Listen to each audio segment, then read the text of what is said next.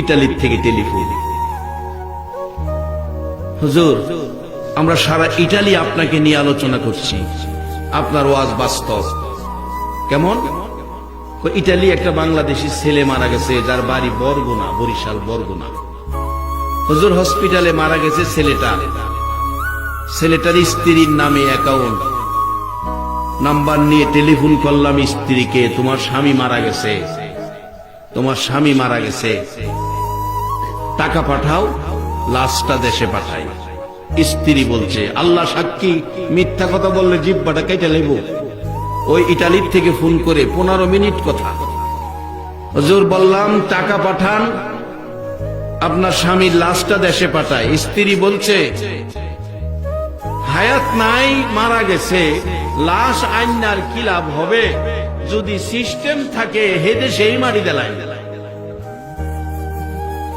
ঢাকা উত্তরা বাড়ি করছে, স্ত্রী উত্তরা থাকে। টেলিফোন করছি হুজুর ভাইদের কাছে, ভাইয়েরা ভাই মারা গেছে, খবর শুনে কাঁদতে শুরু করছে। ডাকতেছে, ভাই রে ভাই তো টাকা রোজগার করে, আমরা 10 টাকাও দেয় নাই, স্ত্রীর নামে অ্যাকাউন্ট, আমরা 10 টাকাও পাই নাই, আমরা গরিব মানুষ। তোমাদের কাছে অনুরোধ করি আমার ভাইয়ের লাশটা তোমরা পাঠাইয়া দাও। মার কাছে টেলিফোন করলো, আপনার ছেলে মারা গেছে। এই খবর টেলিফোন দেওয়ার আগেই ছেলে মারা যাওয়ার সাথে সাথে বলুন মার কাছে খবর আইছে কিনা। মা বিছানায় শুয়া রে মা কান্দে। আশপড়শি মানুষগুলো জড়ো হইছে, প্রশ্ন করে জিজ্ঞেস করে কেন কান্দেন। দরদি মা জবাব দেয়, জানি না কেন কান্দি, একটা কথাই জানি, কেন জানি আমার কলিজায় আগুন লাগছে। বলুন দেশে হোক আর বিদেশে হোক, সন্তান যদি কোনো বিপদ অ্যাক্সিডেন্টে পড়ে, দুনিয়ার কেউ জানে না, বলুন খবর আগে জানে কে? আরে মা বাবার কথা মতো যেজন চলে না, বলুন মা বাবার কথা মতো যেজন চলে না, আল্লাহ নবীজির দয়া তারা পাবি না। আইরে আল্লাহ নবীজির।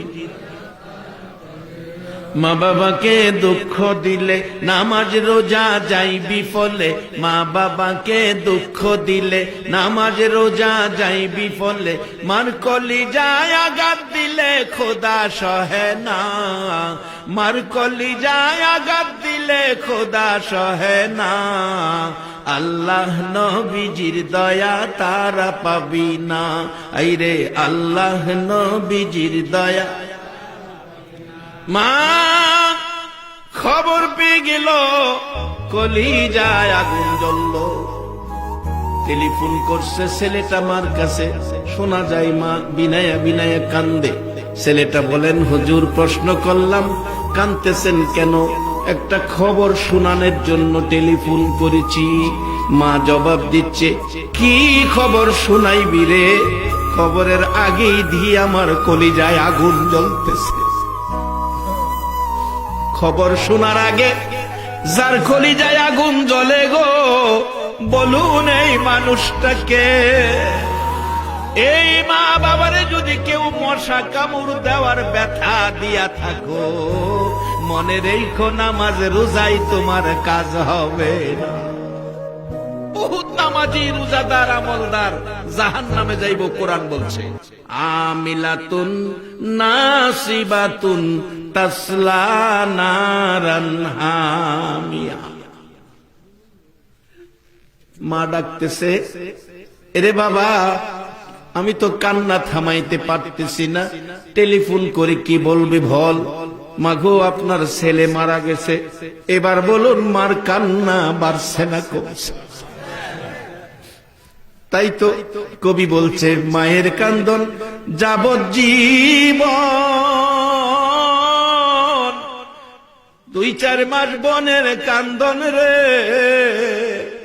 ঘরের পরিবারের কান্দন কয়েকদিন পর থাকে না। দুঃখের দরদি আমার জনম দুঃখী মা, দুঃখের দরদি আমার জনম দুঃখী মা।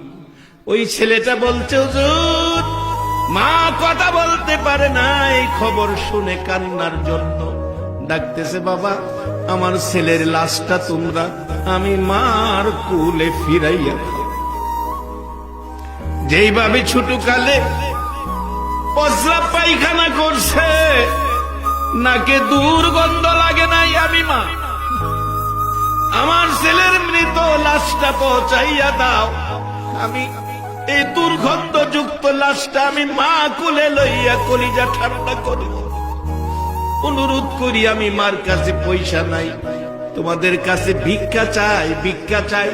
আমার ছেলের মৃত দেহ লাশটা আমি মার কাছে ফিরাইয়া দাও। হুজুর মায়ের কান্না শুনে আমাদের সহ্য হয় নাই। আমরা বাংলাদেশিরা সকলে মিলে মসজিদ আছে, মসজিদ থেকে কালেকশন করে লাশটা বাড়িতে পাঠাইছি।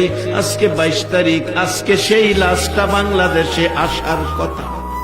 বলছে 22 তারিখে হুজুর লাশটা বাংলাদেশে যাবে, আজকে সেই লাশ বাংলাদেশে আসবে।